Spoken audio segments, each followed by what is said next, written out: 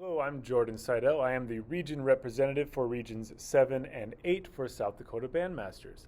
I'm happy to introduce Miss Holly Gage. Holly is in her 14th year of teaching. She is currently the assistant band director at Edison Middle School and teaches beginning band at Sonia Sotomayor and Laura Wilder in Sioux Falls.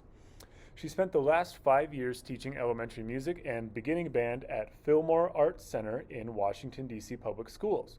While in DC, she also led weekly professional development sessions around the themes of social emotional learning. Holly has also taught at Memorial Middle School in Sioux Falls, Rock Valley High School in Iowa, and 512 Band in Chamberlain, South Dakota. Holly has a Bachelor of Arts in Music Education from Augustana University and a Master's Certificate in Nonprofit Management from the University of South Dakota. Holly is currently working on her Master's in Music Education from the University of South Dakota. She is an active member of WBDI, NAFME, and SDBA. Holly was also the advocacy chair for DCMEA, in which they did advocacy work on Capitol Hill. Here's Ms. Gage's presentation, Student-Centered Classroom, Rehearsal Strategies for the Bandroom. Hi, my name is Holly Gage, and welcome to the Student-Centered Classroom, Rehearsal Strategies for the Bandroom. I'm excited and nervous to share my ideas with you all since there's so many other great educators out there, but I just thought I would throw my 2 cents in and with things that I've tried and have worked for me. And I'm open to any suggestions and feedback you might have also. I wish we could be live, but that's not reality right now. So, and I just want to be able to interact with people. If you have any questions or suggestions, I know that there is a Q&A session on Saturday for the virtual recording. And otherwise, if not, I'm going to put my email address up here in a second. Please feel free to reach out to me. I'm going to put up my slides here and talk through them, hopefully not too quickly.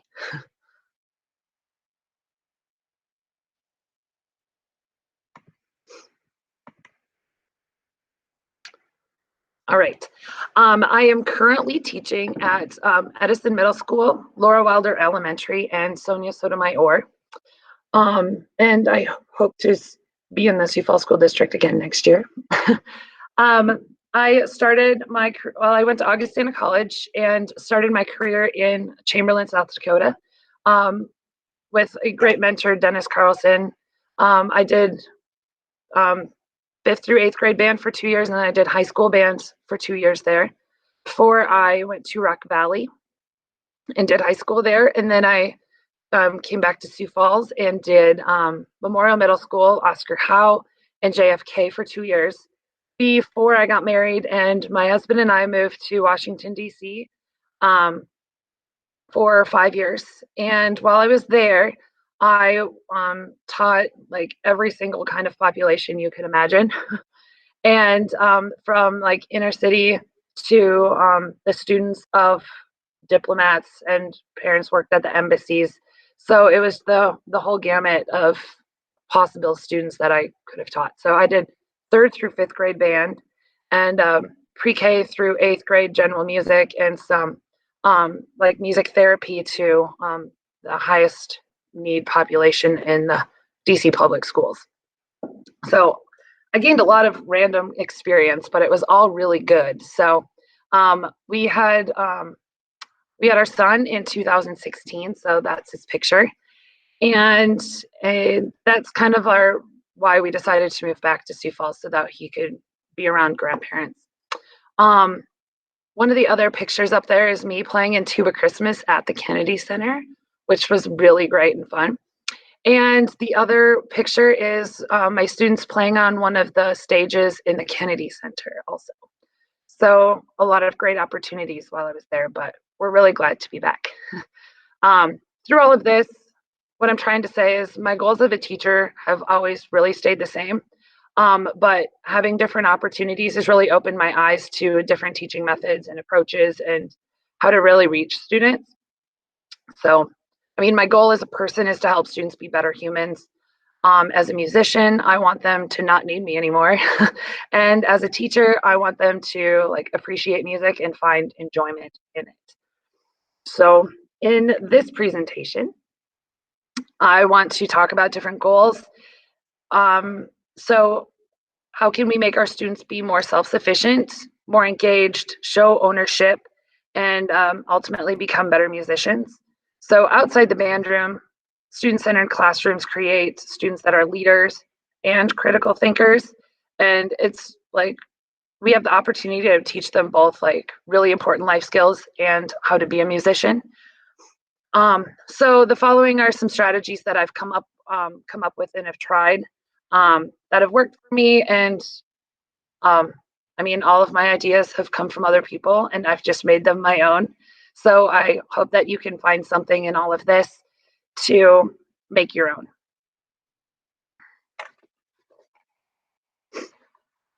So the first strategy I want to talk about is a new music checklist. And this, I love this activity. Anytime I use this activity before sight reading new pieces, instead of just giving it to them and like playing through it, listening to it, maybe playing through it. I really wanted my students to be able to like dig in, because I was just tired of repeating myself all the time. Like, did you see the dynamics, or what is this note? We missed a note again, key change, like all of those things. I wanted them to be able to like pick them out and not need me. So I created this little like checklist that the students go through that helps them recognize the elements before they play them. And it also actually it creates bad habits or prevents that bad habits that are sometimes created. So the checklist looks like this. And the first couple of times I go through this with students, I will actually put each one of these check boxes on a slide. So I don't even give them this. I just go through a slideshow and they mark all of these things in their music. So first and last name, measure numbers, circle the time signature. This is a really great review too. A lot of times we're always just take for granted that they know what the time signature is and what that all means. And then this doesn't take a lot of time unless it's a new key signature and you need to talk about what cut time is, or 6/8 or something that's not 4/4. The next part is key signatures. So they're gonna circle and identify what flats and sharps are. And then sometimes I'll have them go ahead and like mark the first couple flats, or if it's a natural that they usually play flat, or if it's, yeah, I would have them mark like the first one of those. And this also goes for key changes too. So making sure you look all the way through the music and knowing when the key change happens and what that actually means. The next part is where it gets really fun. They take a green highlighter or whatever color they might have, and they look for any notes that aren't familiar. So this would be notes that might have come from this key signature already, or notes that have accidentals on them. So they're not only just marking it in green, because if you don't know a note, they can mark it in green and it's still not helping them learn anything, but they also have to pair that with like writing it in, whether that's writing the note name in or the fingering for it. So making sure that they have like the back of their book or a fingering chart so that they can write it in and not just say, I don't know it, because you just gave them the resource to help them figure it out. And the next one down is rhythms. So write in any counting for rhythms that you're not sure of.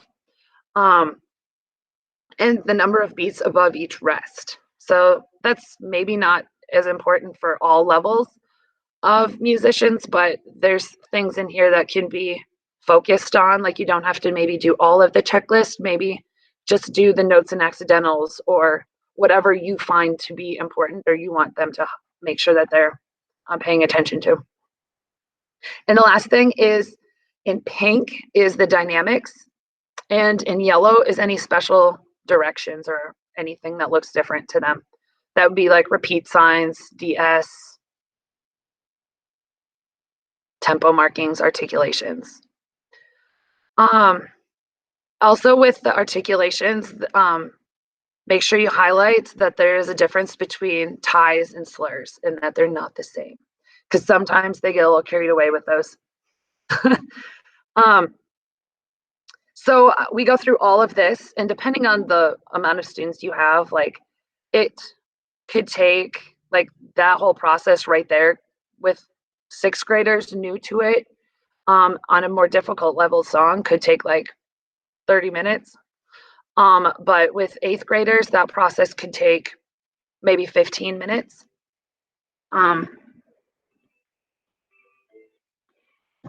That process could take about 15 minutes and it would get it better as you go. So just be consistent with it. So the pros of this is that it saves time later because you're not having to constantly go back. It provides a safe space for them to ask questions and solve problems before they become habits. It's a great way to review previously learned material, like especially when you're talking about the time signatures or tempo markings, repeat signs, any of those word like things on the page that aren't just the notes. It's really great review that's just kind of built in. And it gives them the tools to answer their own questions, like when it comes to showing them where a fingering chart is or how to count certain rhythms. And it can be adapted for any level and what you want to focus on. Like I had a different set of all of those checklists for fifth grade because I'm not going to talk about all of those aspects with fifth grade. I wanted to keep it a lot more simple. But as they learn more, you can add more to it. But also as they learn more, you might not need to put the notes and accidentals part in it. So just kind of make it work for your group. Like I said, it does take time, but it is definitely worth the investment. So my advice is to kind of just get the students a little bit used to it, but keep going because I found that it really, really helps them along. So I have like the checklist I can share with you, and I have the PowerPoint that I could share with you. So if you're interested, just let me know, and I will happily share that. Another thing that helps with students being self-sufficient and showing some ownership is checklists. So I'm a fan of lists. Checklists are a great resource for many different aspects of any classroom, but two very different kinds of checklists here I'll highlight. The first one would be small group sectionals led by section leaders. So sending them to a practice room might not give you the results that you're looking for, but sending them to a practice room with like clear goals and how to accomplish those goals will yield much higher results just because they know how to get there. Like your section leaders can be like really great musicians, but they might know how to play the part, but they might not know how to help other people do that. So giving them goals, SWABAT is students will be able to.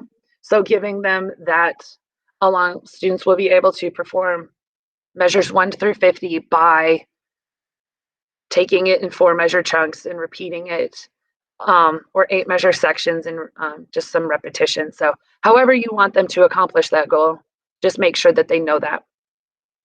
And at the other end is checklists for beginning students or students that need accommodations, like IEPs or 504s. A lot of times the students are overwhelmed just daily in their lives. So being able to like give them like clear steps is a much easier way for them to feel successful and be a little more self-sufficient so you don't have to always remind them. I have like done something like this where I've like taped it to their music stands. Or like this is just a screenshot of a slide that I've like a Google slide for the beginning of the class period, which has like a countdown timer, but it's like they're going through each one of those steps so they know what's coming up next and what they need to have ready. So with any checklist for any type of person, the trick is to be as specific as possible using the least amount of words. So just keeping it clear. Yeah, I think that's all I have for that. Okay, the third one is giving students the opportunity to play in front of the class. And this can be controversial. And I don't know. I just have always found that the more you do it, the more confident they get. And although it does seem kind of scary, it's a great area of growth for life skills in and out of the music classroom. So as they become more comfortable, they become more confident too. And that's really what we want. The key is to create a positive environment where the students are encouraging of one another, getting them all on the same team. Um, Nobody sits on the bench, it's band. It's not baseball. And creating a culture of like, it's okay to make mistakes. That's how we learn, that's part of the process.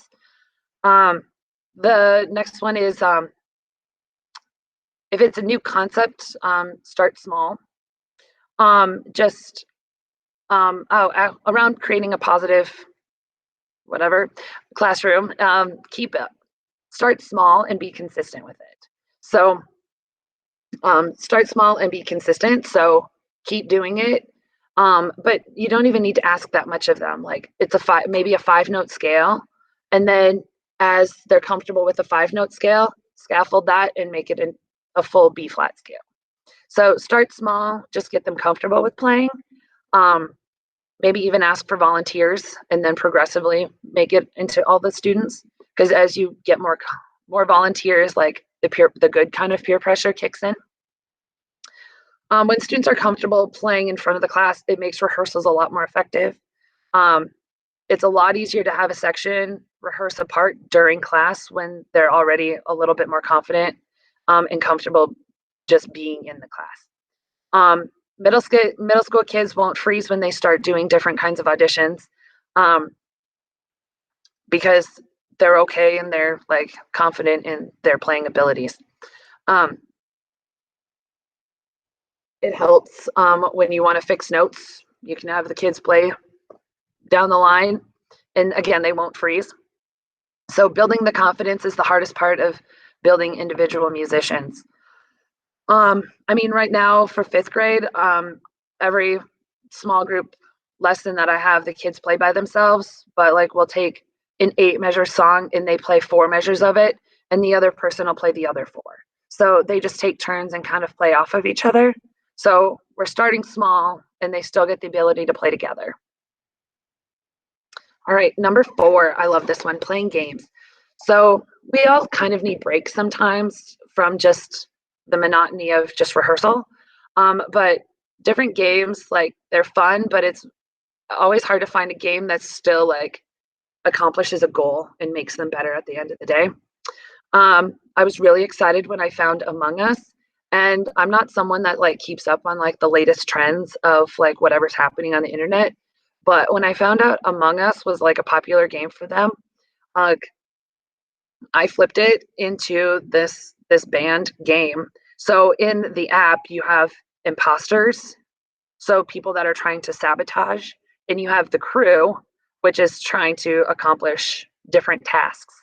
So to turn it into a band game, the band is the crew, and then I have, depending on the size of the group, 2 or 3 imposters.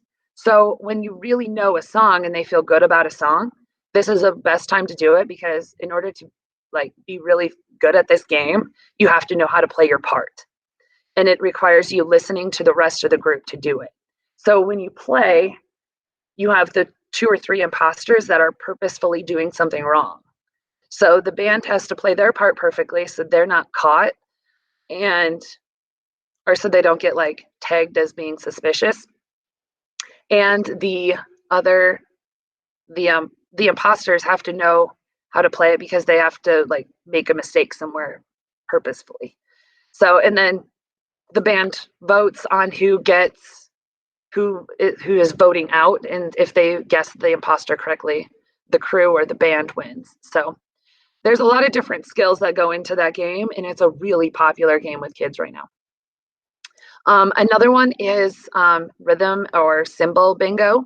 So when they do rhythm bingo, I always just do a student leadership, because that's one more way to give students like airtime in front of the class if that's what they would need. And it helps with reading rhythms. I like flipping the role because students get the opportunity to conduct. And when they conduct, one, they have to know how to conduct. So that's a whole like little mini lesson, is teaching them what beat 1 is, 2, 3, and 4. And then they get to tell the class how they want it to be, like pick the articulation and pick the dynamic level, and then they play. So that's fun because it teaches them conducting skills, which helps them understand why we flap our arms in front of them.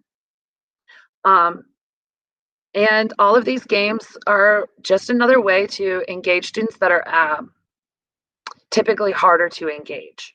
The kids that say their mom is making them be there, it's just a way to keep them engaged. And a little more excited about being somewhere where they think they have to be.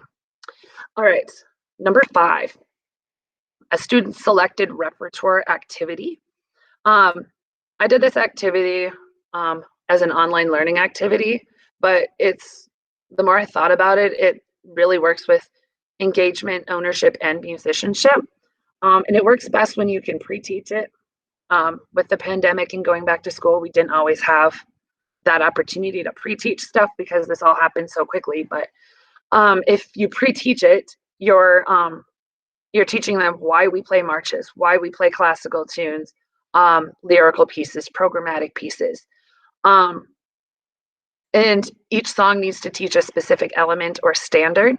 So it's what makes a balanced program. So there's so many things that go into choosing the music we do that the students don't even understand. So kind of teaching them that, and then giving them the opportunity to pick out some songs from like Stanton's or Pepper is a really fun activity for them, because then they're looking for specific things in those songs too. They're looking at difficulty, they're looking at the style, the different elements that need to be included. And like a way that you can find different elements specific to the kids is just by pulling stuff right out of the method book where they're working on. So students can really find pretty great songs sometimes that you don't even realize like that they would like, and they actually end up liking it. Number 6, using listening at all parts of the learning cycle. So instead of just recording your concert and listening to it and filling out an evaluation, I think it's really, really beneficial to listen like before, in the middle, and at the end, for a whole bunch of different reasons, not just post-concert evals, just because like it's at the end of the concert. Like if we're going to spend our class time, the very little amount of time that we do have with our kids listening to music instead of playing, we need to make it purposeful. So students hear different things when they listen to recording of the band versus playing their own part in the ensemble.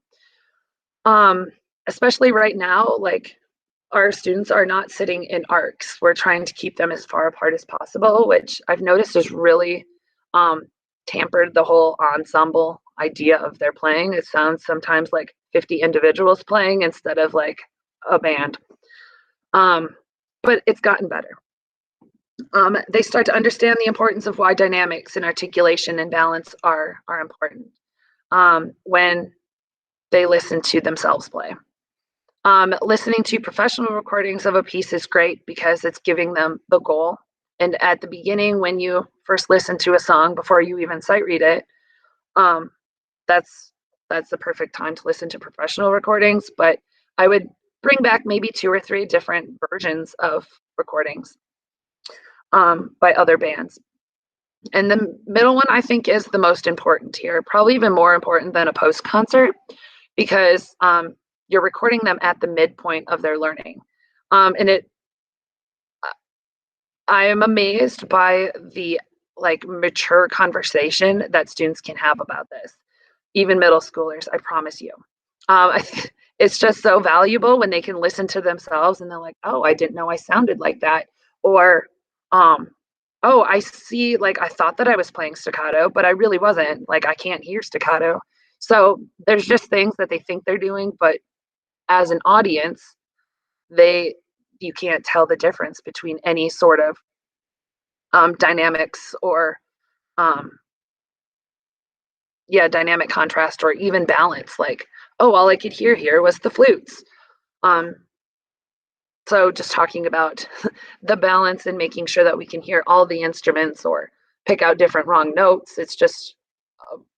It's like the only time that you can listen to yourselves play and actually fix something from it. When you do a post concert, it is what it is. It's after the concert. Like you might not come back to that again. So I really encourage you to record your band midpoint. And to the right here is an evaluation that I've used, and I can share this with you too if you're interested in a, a rubric for your students to fill out while you're listening.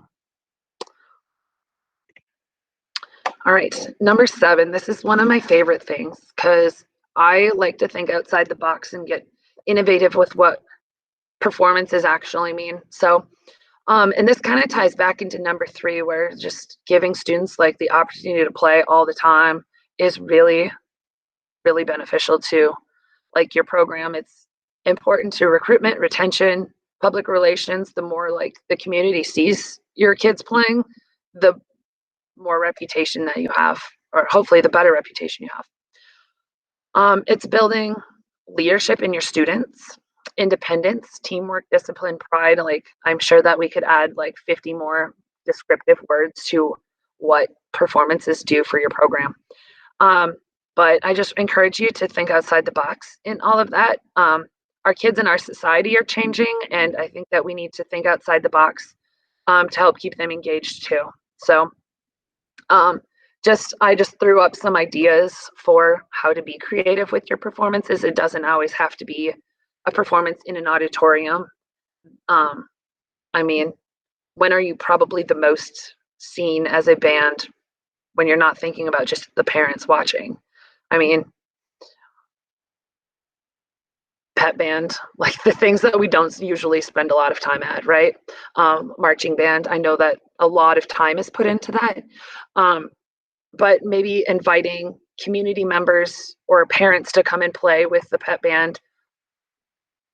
Themed concerts involve parents on stage. I had a concert where we played just a concert, and then we did like the infamous "Let's Go" band song at the end, and I had like the kids as parents came up on stage and played with them. Like the kids were so proud, and the parents were really excited about it. So yeah, it's just fun. Like it doesn't always have to be formal. It can be just fun because that's really the thing that the child is going to remember too. All right, and anytime that you can get your students in your district to like go from middle school to high school or 5th grade to middle school, like anytime you can combine those groups of people together, that's really strong too. And how can you involve the arts in your concerts? The other arts, like just think outside the box. How can you add visuals to your songs? Art classes, making decorations, or even like designing a program. So just think about all of the arts and not just music when you're thinking about your concerts as well. All right, number 8. This should be like number 1 on my list, actually. Teaching students how to practice at home. I think sometimes we forget to do this and we just assume that they know, but if I've learned anything, it's assume nothing and teach them everything.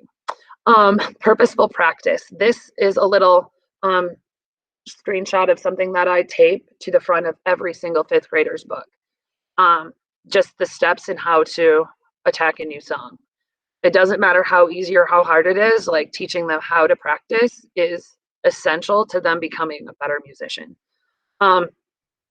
So reading rhythms, so reading and clapping, and then air playing, where they finger the notes and say the notes. So they're just doing 2 things at once, just in a different way.